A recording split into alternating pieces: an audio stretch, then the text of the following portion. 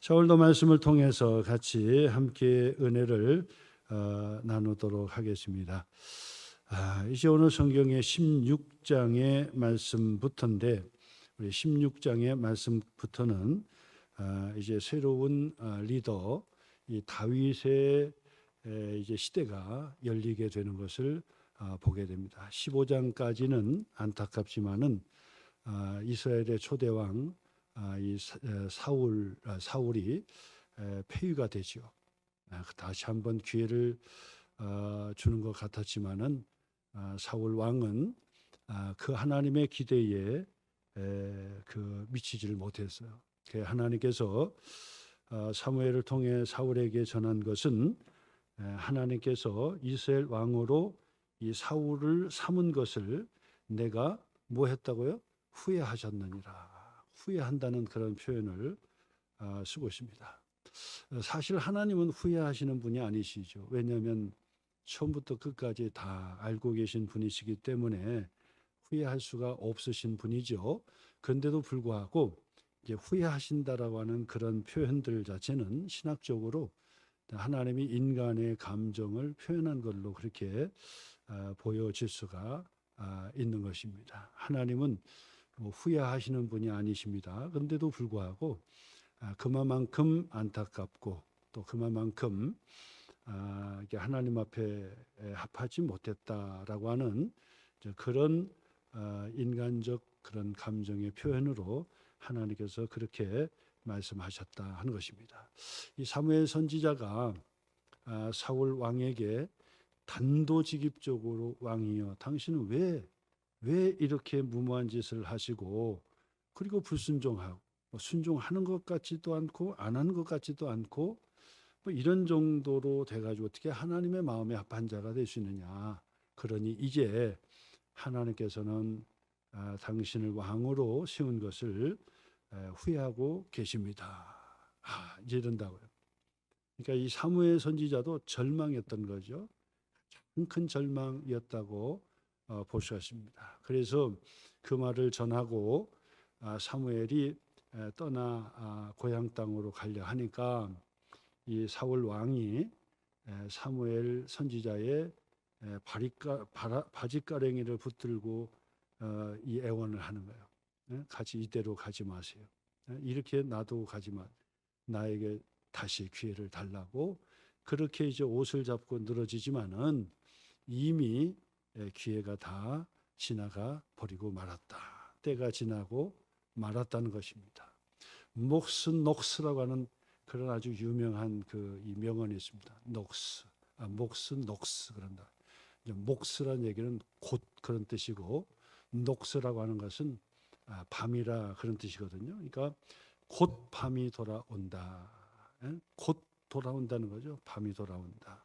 결국 이 사울 왕은 이제 사울 왕은 폐위가 되었고 이미 폐위가 되었고 이제 정리하는 순서가 이제 남아 있어. 정리하고 새로운 리더십으로 이제 교체가 되는 그런 역사적인 그 사건을 우리가 보게 됩니다. 사울 왕은 폐위되고 그리고 이스라엘의 새로운 리더십, 새로운 리더 이 다윗이 이제 뽑히게 되는 사건이 이제 바로 이스라엘 역사, 전환의 역사인데 오늘 16장의 말씀부터는 바로 이 다윗이 이제 드러나게 되는 그 말씀인데, 자, 이 말씀을 통해서 하나님께서 이스라엘의 사울 왕을 폐위하고 이 사무엘을 통해서 이 다윗 왕의 보위를 앉히는 그 사건, 그 사건의 이 시작이 16장이에요.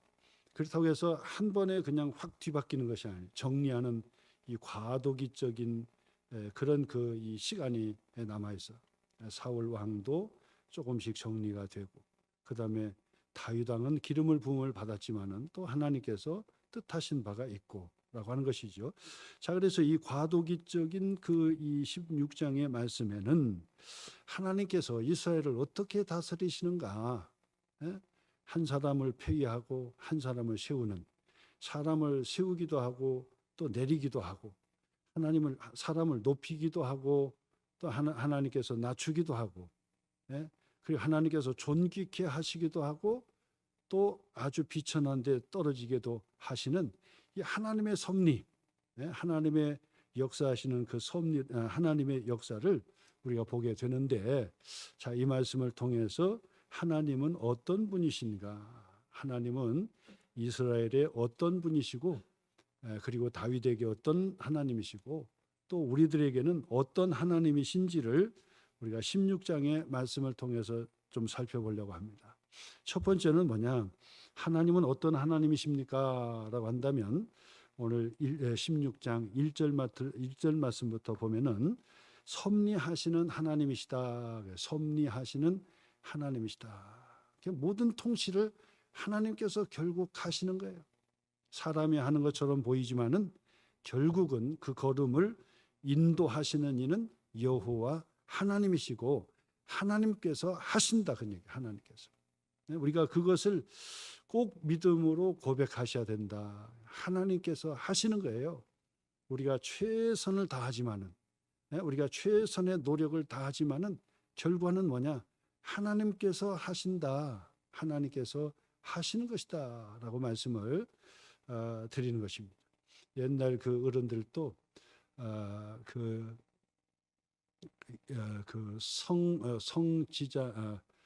성지자는 인지도야요라고 하는 말이 있어요. 그러니까 거룩한 이 성이죠.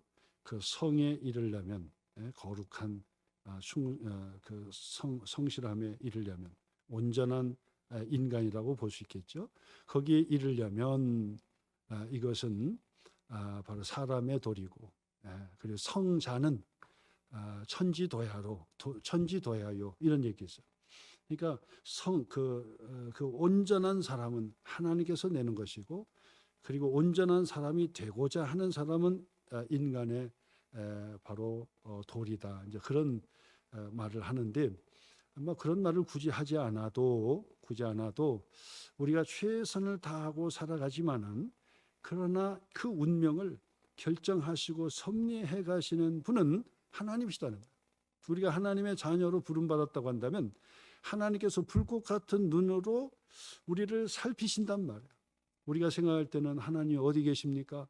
내가 정말 절망 가운데 힘들 때 하나님 어디 계셨습니까? 기도할 때 왜 응답이 없습니까? 왜 더딥니까? 왜 하나님 멀리 가셨습니까? 주무십니까? 뭐 이런다고요. 그럼에도 불구하고 우리는 알지 못하지만은 하나님은 뭐 하신다? 섭리해 가신다. 섭리해 가신다. 숨어 있는 것처럼 보이지만은 우리가 알지 못하기 때문에 그런 거예요. 하나님께서 역사하시고 인도해 주시고, 그리고 우리를 이끌어 가신다. 역사를 주관해 가신다라고 하는 사실을 우리가 다시 한번 하려야 돼요. 이스라엘의 왕으로 세웠다가 왕이 폐위가 되는 사건이 보통 일입니까? 엄청난 충격적인 그런 그 일이고, 완전히 이 땅이 뒤집어지는 일이라고 볼 수 있겠죠. 자, 그런데도 불구하고 하나님은 그 혼란과 어려움 속에서도 섭리해 가신다는 사실을 우리에게 가르쳐 주는데, 오늘 1절 말씀 보세요. 여호와께서 사무엘에게 이르시되 고향 땅에 나갔죠. 그리고 고향 땅에 은퇴하고 있으면서 뭐 이스라엘의 하나님의 뜻이 도대체 뭐냐? 왜 이 지경으로 만들었을까? 왕을 요구했던 이스라엘 백성들에게 왕을 세우라고 해서 온유하고 겸손한, 예수님처럼 온유하고 겸손한 사울 청년을 세웠건만 세워놓고 2년 만에 교만하고 무례히 행하고 무모한 짓을 하고, 그러면서 하나님을 두려워하지 않고 사람을 두려워하고, 이런 지도자로 그렇게 전락하는 그 모습, 그리고 타락하는 그 모습, 하나님께서 후회하신다라고 내치는 그 모습을 통해서 이 사무엘 선지자는 인생의 무상과 많은 고통을 가지고 있었을 거예요. 그런데 하나님께서 그 사무엘에게 찾아오시는 거죠. 찾아오셨어요. 사무엘에게 이르시되 뭐라고 얘기하죠? 내가 이미 사울을 버려 이스라엘 왕이 되지 못하게 하였거늘 내가 그를 위하여 언제까지 슬퍼하겠느냐.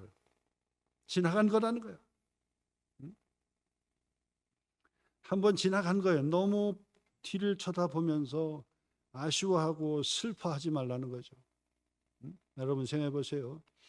이 사무엘 선지자의 입장에서 본다면 정말 이 왕의 그 머리에다가 기름을 붓고 이스라엘을 딱 다스리는 왕으로 축해 세웠는데 이 사무엘 선지자가 이 사울 왕이 폐위되는 것을 보고 얼마나 절망했겠습니까? 슬퍼하고.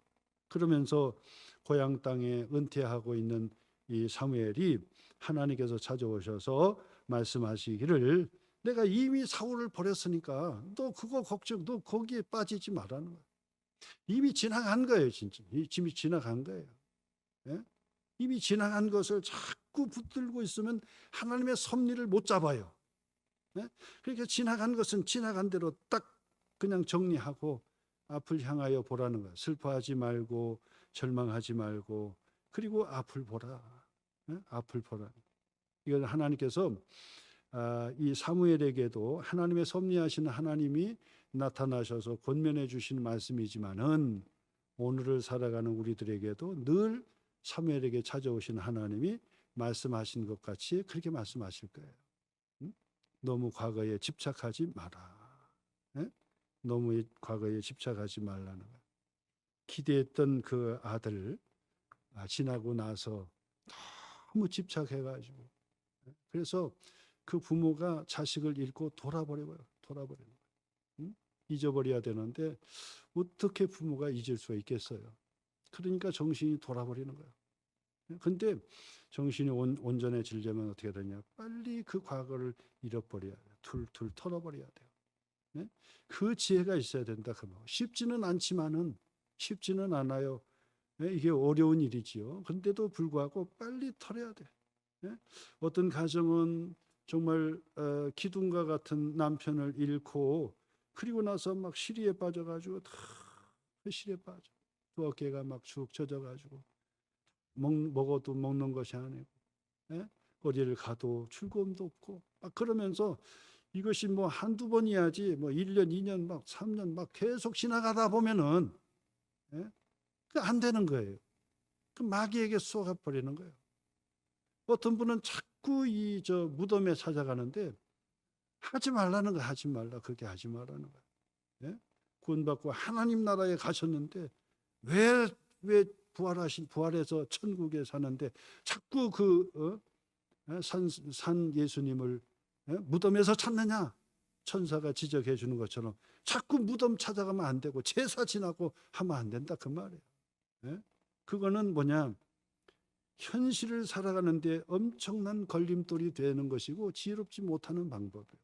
그러니까 이 사무엘에게도 한숨 푹 쉬면서 고향 땅에서 슬퍼하고 있으니까 하나님께서 말씀하신 거죠. 하나님의 섭리를 믿으라. 하나님의 섭리는 앞에 있어. 앞에. 내가 이미 사울은 버렸어. 그러니 너무 슬퍼하지 마. 언제까지 슬퍼하고 주저앉아 있을 거냐? 너는 일어나 뿔에 기름을 채워 가지고 가라. 내가 너를 베들레헴 사람 이새에게로 보낼 것이니 이는 내가 그의 아들 중에서 한 왕을 내가 봤다. 왕감을 봤다는 거예요. 하나님께 선택하신 지도자를 봤다는 거예요. 이스라엘의 온전한 지도자 한 사람을 내가 봤는데 바로 베들레헴에서 사는 바로 이 아들 많은 집인데 그 이새의 집인데 그 아들 중에서 내 지도자를 내가 한번 봤다. 그러니 너는 그 이 뿔에다가 기름을 채워가지고 가가지고 그 아들 중에 내가 이야기하면 머리에 부어라. 머리에 부으라. 이게 바로 이 다윗의 등장인데요. 다윗의 등장인데 이 사울 왕 같은 경우는 우리가 잘 아는 대로 기스의 아들이고 기브아 출신이며 베냐민 지파에 속했어요. 베냐민 지파, 작은 지파죠. 베냐민 지파에 속했단 말이에요. 자, 그런데 바로 이 다윗의 이 가정은 바로 유다 지파의 출신이에요. 유다 지파 출신. 이것은 앞에서부터 예언되어졌던 바로 그런 것들도 있어요. 그래서 유다 지파 출신 베들레헴의 유력한 가정, 이새의 믿음의 가정, 신실한 믿음의 그 가정에서 자란 하나님의 새로운 그 뉴 페이스, 새로운 지도자가 거기에 있다. 거기 있다는 거예요. 하나님의 섭리죠. 하나님께서 함께 하십니다. 하나님께서는 이처럼 하나님이 하시는 일을 반드시 사람을 통해서 일을 하시는 거예요. 일을. 그러니까 하나님의 선택을 하기에 앞서서 우리는 하나님의 섭리 앞에서 자꾸 내가 앞서면 안 돼요. 과거의 삶은 안 돼요. 그때그때마다 털어놓고 그리고 주님이여 내게 말씀해 주옵소서. 주님과 함께 하려고 바로 신앙의 그 자세를 딱 가져야지 자꾸 미련을 갖는다든지 그 미련은 남편의 미련이나 아내의 미련이나 뭐 이런 미련도 그렇지만은 물질의 미련 다 그냥 지나간 물질에 막 그냥 속상해하면서 미련을 갖고 막 그러니까 오히려 재산 잃는 것보다 건강 잃는 게 더 큰 손해라고 하잖아요. 근데 재산도 크지만은 그 재산과 함께 건강도 잃어버리면 안 된단 말이에요. 그러니까 새로운 이 시작을 다시 한번 할 수 있도록 그렇게 자꾸 하셔야 돼요. 지나간 건 지나간 대로 탁탁 정리를 딱 냉정하게 정리를 하셔야 된단 말이에요. 오늘 하나님께서 말씀하시기를 너무 슬퍼하지 마라. 그러면서 사울은 내가 이미 버렸다. 이미 사울은 버렸어. 미련 두지 마라. 동정하려고 하지 마라. 거기 쫓아다니려고 하지 마라. 거기 뒤쫓아다니려고 하지 마라는 거야. 이미 하나님께서 버렸는데 뭘 거기 가가지고 자꾸 아쉬워하고 그리고 또 슬퍼하고 그러냐 말이야. 여러분, 내가 지금 과거에 매여 있는 것이 무엇이라고 한다면 남편이라고 한다면 남편, 아내라고 한다면 아내. 어떤 분들은 남편을 잊고 그냥 오랫동안 그게 시름시름해요. 그거 돌아가신 남편이 생각할 때 그걸 원하겠어요? 그렇잖아요. 살아서 돌아온다면 그렇게 살지 마라. 빨리 잊어버리고 새롭게 희망을 갖고 천국에서 다시 만날 것을 소망하면서 열심히 기쁘게 살고 밥도 잘 먹고 그렇게 해야지. 그렇게 하면 안 된다. 그것을 우리에게 가르쳐 주는 거죠. 하나님의 섭리를 믿기 때문에 그런 것입니다. 하나님의 섭리를 믿기 때문에. 아브라함도 마찬가지였습니다. 이삭도 마찬가지, 야곱도 마찬가지였어요. 요셉도 하나님의 섭리 가운데 다 처음에는 몰랐어요. 처음에는 그냥 형들이 미워가지고 그냥 죽이려고. 그러니까 형들이 자기를 자꾸 죽이려고 하고. 그리고 나중에는 돈을 받고 애굽의 종으로 팔아버렸단 말이에요. 그러니까 하루아침에 아버지의 사랑을 듬뿍 받고 옷도 특이한 얼룩무늬도 입고 막 그렇게 다녔는데 하루아침에 종이 되니까 이거는 보통이 아니죠. 인격 취급도 안 하지요.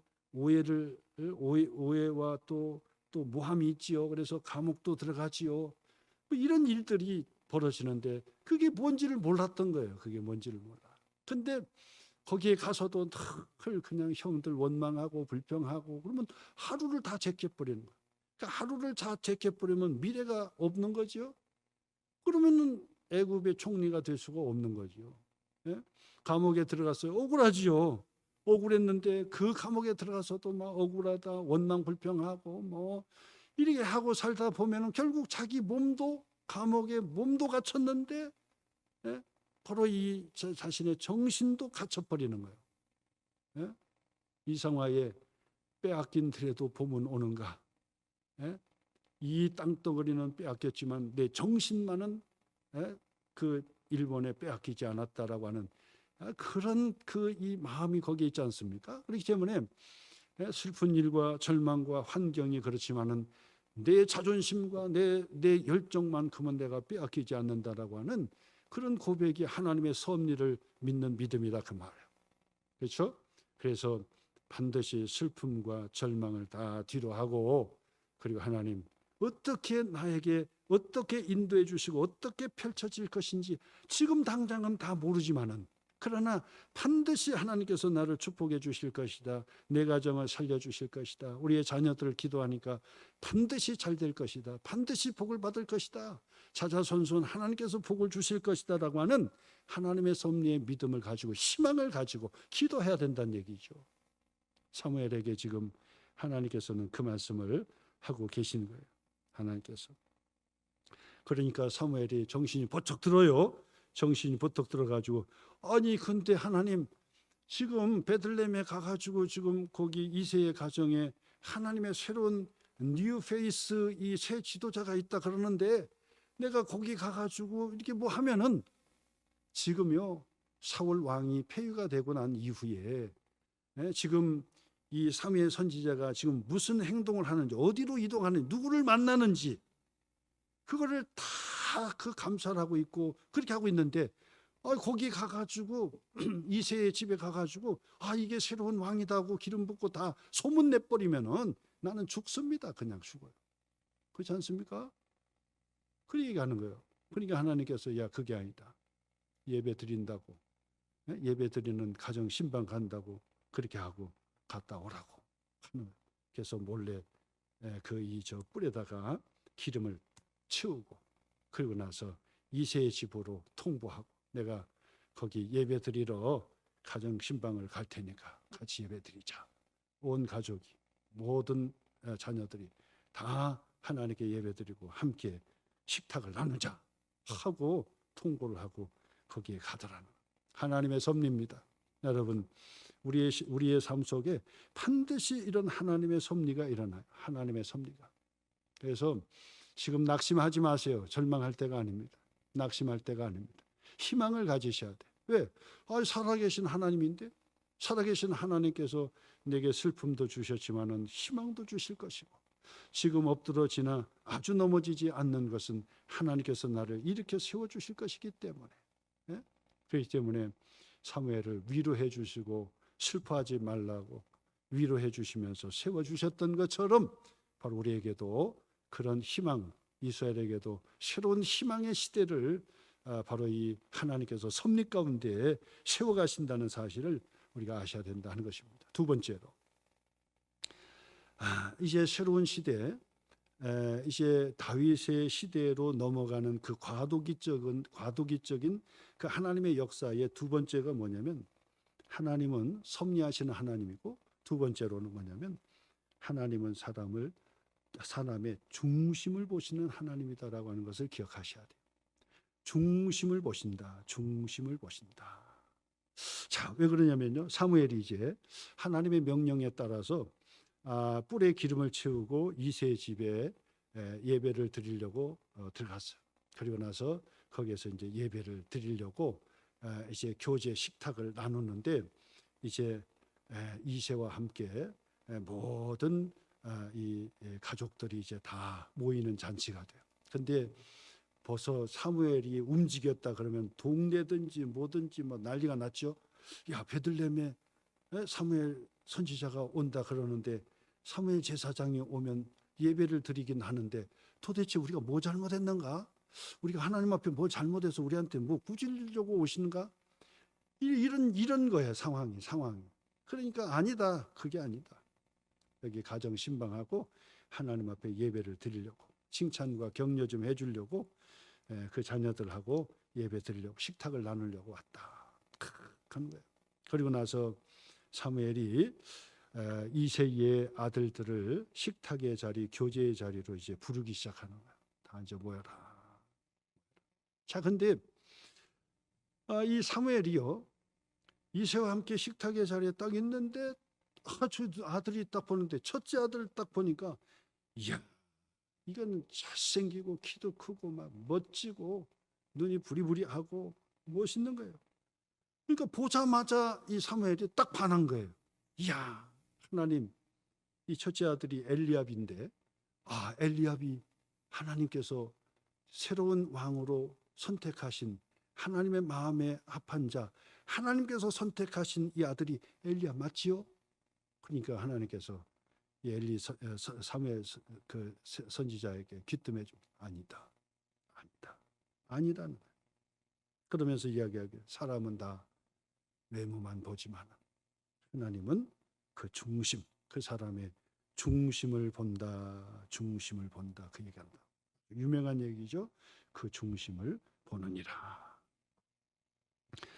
자, 한번 보겠습니다.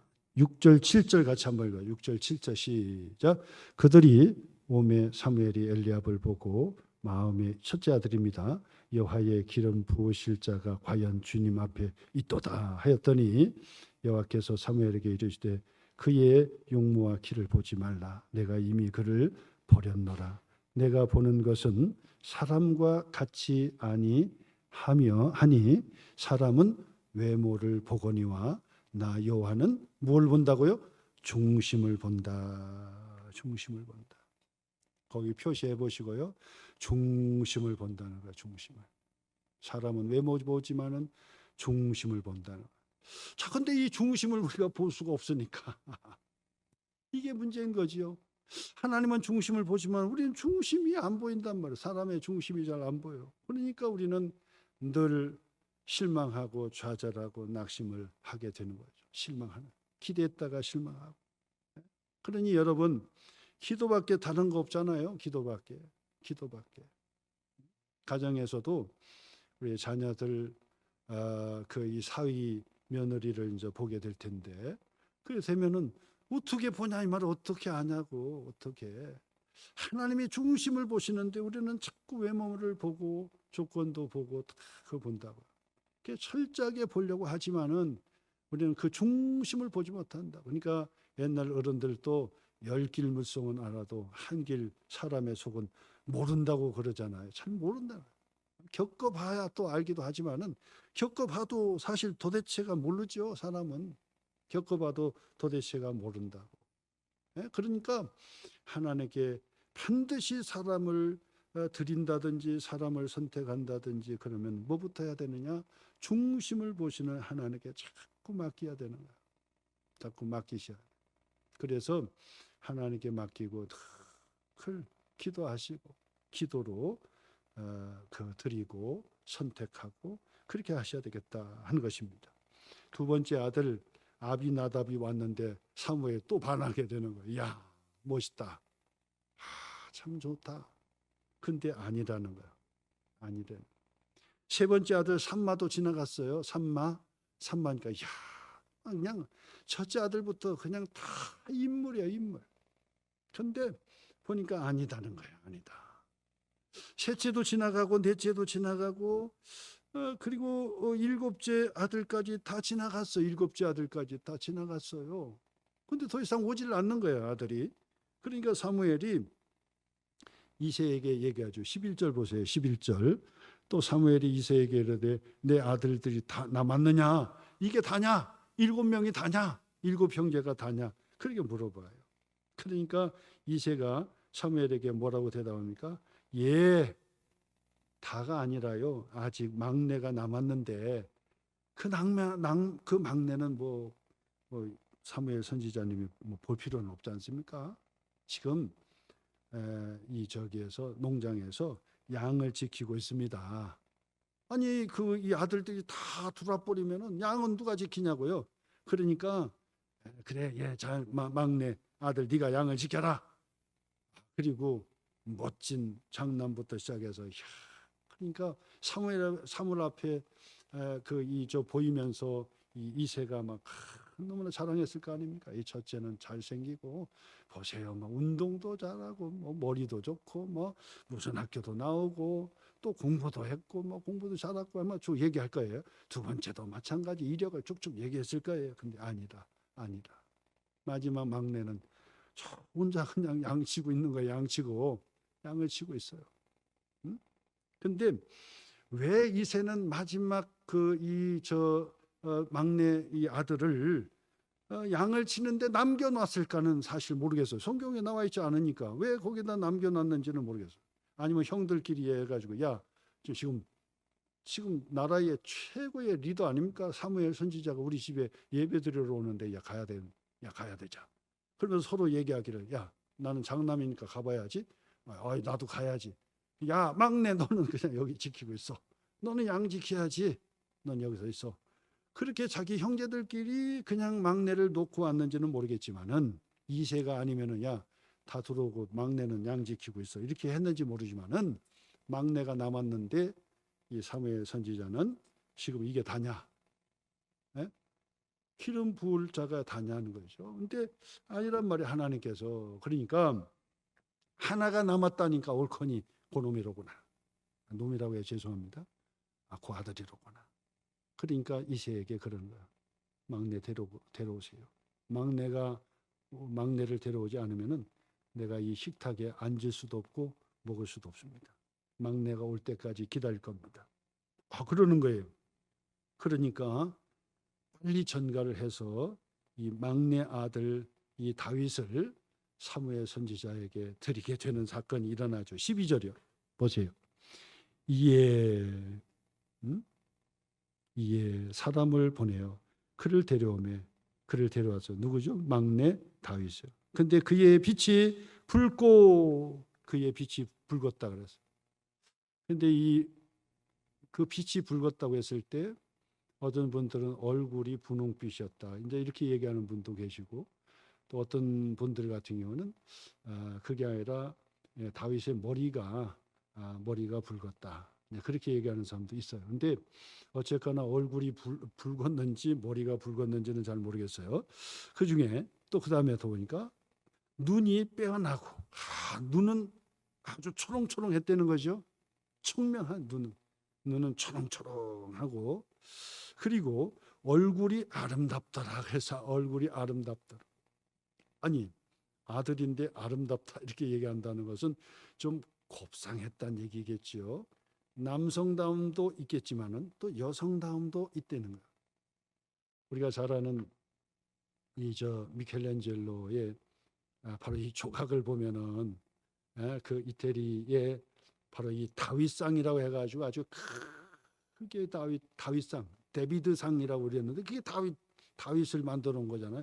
다윗상을 거기다가 높게 크게 조각을 해놨는지 얼마나 멋있는지 멀리서 보면 이야 멋진 다윗의 그 모습이 거기에 아름답다. 구성비도 아름답게 잘 해놓고 그 다음에 남자지만은 또 아름답고 그런 또 여성스럽기도 하지만은 또 근력도 있고 그런 다윗의 모습이 있다고요. 그것은 잘 그리려고 했겠죠. 근데 성경에서는 막 키가 크고 잘생긴 이런 얘기는 안 나와요. 아름답다라고 하는 표현만 나옵니다. 그 다음에 보니까 여호와께서 이르시되 이가 그니 일어나 기름을 부으라. 하나님께서 기름을 부으라는 거예요. 바로 이 다윗이라는 거예요. 이 기름을 부으라는 거예요. 그러니까 사무엘이 기름 뿔병을 가져다가 그의 형제 중에서 그에게 머리에 부었어요. 이날 이후로 다윗이 여호와의 영에 크게 감동되어 여호와 영은 성령의 충만 기름을 부었더니 성령 충만했고 사무엘이 떠나서 라마로 이제 돌아가고 다윗은 이제 사무엘에 의해서 머리에 기름을 부음을 받고 왕위로 등극하는 사건이 일어나게 된다. 새로운 하나님의 리더를 이스라엘에게 주시는 사건이에요. 이렇게 뽑혀진 거예요. 하나님께서 중심을 보신다고 하는 거예요. 그렇기 때문에 여러분 우리가 신앙생활을 하면서 사람을 볼 때 자꾸 외모로만 보려고 하지 마시고 중심을 보려고 하는데 그 중심은 하나님께서 보시는 거잖아요. 그러니까 하나님께 기도하는 거예요. 하나님께 기도하면서 중심을 보셔야 하는데 저는 생각할 때 그런 것 같아요. 하나님의 중심이 도대체 뭐냐라고 한다면 모든 사람들은 다 하나님의 형상대로 지음받은 존귀한 존재들이라는 거예요. 이것을 볼 줄 알아야 되는 거죠. 그러니까 우리가 세상적으로 판단하는 기준을 가지고 판단하는 것이 아니라 모든 이들에게는 그런 바로 존귀함 자체가 있다. 톨스토이가 얘기했죠. 톨스토이가 뭐라고 하냐면 나의 가장 사랑스러운 사람은 누구냐는 거예요. 내가 정말 사랑해야 될 사람이 누구냐라는 질문 앞에 뭐라고 하냐면 바로 오늘 나와 함께 있는 사람이 나의 사랑의 대상이다. 존귀한 존재라는 거예요. 충격적이죠? 그 얘기는 뭐냐? 먼 데서 찾으려고 하지 마시고 가까이에 있는 분이 나의 가장 소중한 분이라는 사실을 반드시 기억하시고 깨달았으면 좋겠다 그 얘기예요. 그게 하나님 중심을 보시는 거예요. 하나님이 왜 같이 붙여주셨을까요? 왜 그 수많은 교회 중에서 수많은 교회에 헌신할 수 있도록 우리를 불러주셨을까요? 하나님의 섭리가 있다는 거예요. 하나님은 중심을 보시기 때문에 우리 소망교회에 꼭 필요한 존재라는 사실. 그죠? 소망교회에 꼭 필요하기 때문에 하나님께서 그 마음을 움직이시고 그리고 우리와 함께 그 교회를 세우도록 보내주셨단 말이에요. 그렇기 때문에 우리는 더 이상 판단하지 마시고 또 색안경 끼고 보려고 하지 마시고 우리와 항상 한 공동체 교회에 한 공동체로 있는 여러분들을 정말 귀하게 여기시라 그 말, 귀하게 한 분 한 분을 그것이 중심을 보시는 하나님, 바로 중심을 보는 하나님의 본을 받는 것이 아닌가 그런 생각을 갖게 됩니다. 굳이 뭐 톨스토이 얘기하지 않아도 가장 가까운 사람, 가까이 있는 사람, 오늘 같이 대화할 수 있는 사람, 같이 차를 마실 수 있는 사람, 이 사람이 존귀한 존재예요. 정말 존귀한 하나님께서 내게 붙여주신 사람이에요. 옛말에 있잖아요. 미련한 사람은 아무리 좋은 사람을 갖다 줘도 모른다는 거예요. 근데 정말 지혜로운 사람은 옷깃만 스쳐도 귀한 존재가 되도록 만든다는 거예요. 놀랍지 않습니까? 여러분, 어떻게 보면 이 만남이라고 하는 것이 참 소중한데 그 만남에 반드시 하나님의 섭리가 있다는 사실을 얼마 전에 이 김병조라고 하는 그 코미디언이잖아요. 그분이 그 인터뷰하는 것을 조금 들어봤어요. 어떻게 해서 이렇게 코미디언이 됐고 어떻게 해서 이렇게 됐느냐. 그랬더니 어렸을 때부터의 스토리를 쭉 얘기하더라고요. 어렸을 때 너무 가난해서 전라도 저 장수에서 태어났는데 집안은 좋고 좋았는데 너무 가난해서. 근데 그 할아버지가 야, 이놈은 꼭 가르쳐라. 딴 놈은 몰라도 이 머리가 좋으니까 이 장수는 꼭 가르치라고 그렇게 그 명령을 하고 유언을 하고 죽었대요. 그러니까 그 어머니가 참 생선을 떼다가 파는 그 과일을 떼다가 파는 행여 장사라고 하죠. 행여한다고 하죠. 그걸 가지고 그냥 전라도에서 막 하고 애를 중학교, 고등학교까지. 근데 공부도 잘하고 잘하네. 근데 공부를 잘해서 군사관학교 보내려고 했더니 끼가 사회도 잘 보고 끼가 워낙 탁월하니까 중학교고 고등학교고 앞에서 사회는 다 보고 웃기는 얘기 다 하고 그렇게 재밌게 잘했다는 거야. 그러니까 야 너는 연예인 바로 이 코미디언이 돼야 된다 해가지고 서울에 연예인 학교에 이제 들어가서 장학금 받아가지고 공부를 하고 군대에 갔는데 군대를 가는데도 거기서 뭐라고 하더래요. 너의 취미가 뭐냐? 그럼 독서라면 행정병, 글씨 잘 쓴다 행정병. 그다음에 뭐 축구 잘한다고 어디 이렇게 보냈는데 자기는 웃기는 거 이랬었대요. 그때 중대장이 너무 기가 막히잖아. 취미가 뭐냐니까 웃기는 거 그렇게 써놨대. 그러니까 야 웃기는 나와봐. 그러니까 예, 저 잘 웃깁니다. 한번 웃겨봐. 그러니까 한번 웃기니까 그 중대장이 마음이 들어서 야 나를 웃겼으니까 너 최고 좋은 데로 보내줄게 하고 카투사에 보냈다는 거야. 카투사에 갔대요. 그 카투사에 갔는데 그 이 중대장이 또 재미나게 잘하니까 열심히 하고 생활도 잘하니까 야 너 소원이 뭐야? 예, 저는 웃기는 거 하고 싶습니다. 연예인이 되고 싶습니다. 그래? 알았어. 내가 방송 타게 해줄게.